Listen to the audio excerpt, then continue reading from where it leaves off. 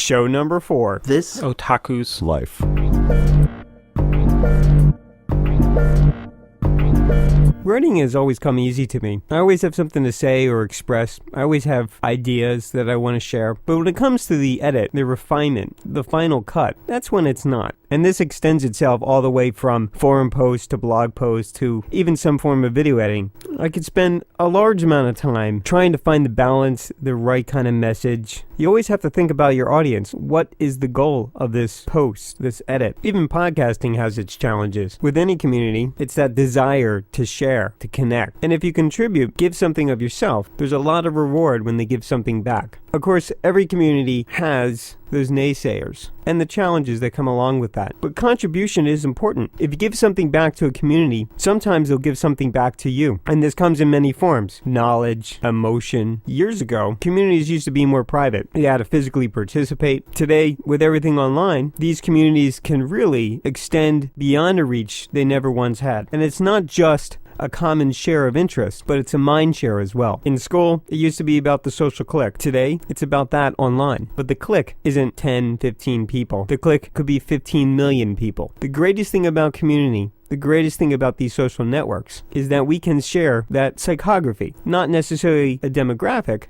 but the mind share. And that previously has always been difficult to track and be understood in a way that it feels tangible. Podcasting is a good example of this. Facebook, Twitter. But there's this new concept, this new idea that you can follow somebody. And this fits in well with passion and interest. But I think the important key point is that you can do this in a very healthy manner. Not necessarily stalking, but appreciation. The best example that I can think of right now is I talked about a convention that I went to. And one of the two specialties this convention focuses on is the making of music videos. Well, certainly I explained I was getting into this. And there was one project that sort of replaced the dance. At the time, DDR was a very popular video game, and what came along with that was a lot of CDs, a lot of remixes that came from the music that was in the game. And so one year, they did something called a DDR project, and this thing was neat. Several creators came together, and they all contributed a minute to 90 seconds of a short music video, and this played in replacement of the dance. Well, the next year, they did DDR Project 2, and this was amazing. Not only was the material, the work, the editing was done so well, but people took it to the next level and it became exciting. Now, I didn't participate in this project, but it felt almost euphoric to be a part of this community, to know these people that put together this amazing project. And I wanted to celebrate it with people. And that is really when I could feel the love of what a community can be, the support and the connection. But prior to having this experience, I was a little put off by the idea of putting myself out there in a community. I had already seen drama in other fandoms, and certainly there were plenty of naysayers in the creator community. People who made an effort to stand out in forums to basically diss every music video down to a precise detail and time codes. And it was pretty clear to me these individuals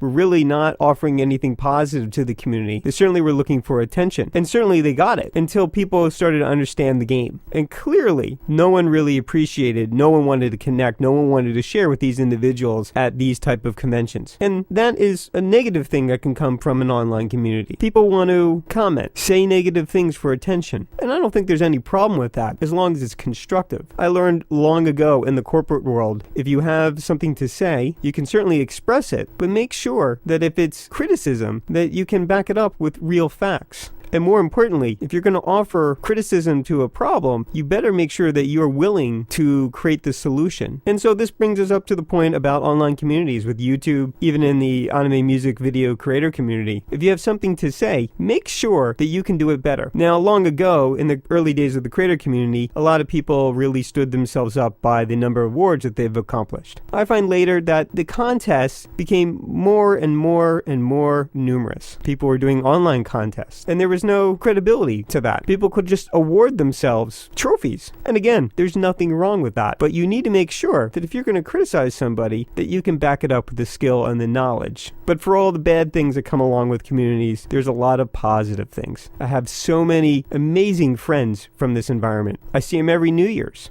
I see them at convention. It's like one big, huge family. And that love and that connection and that support is what communities are about.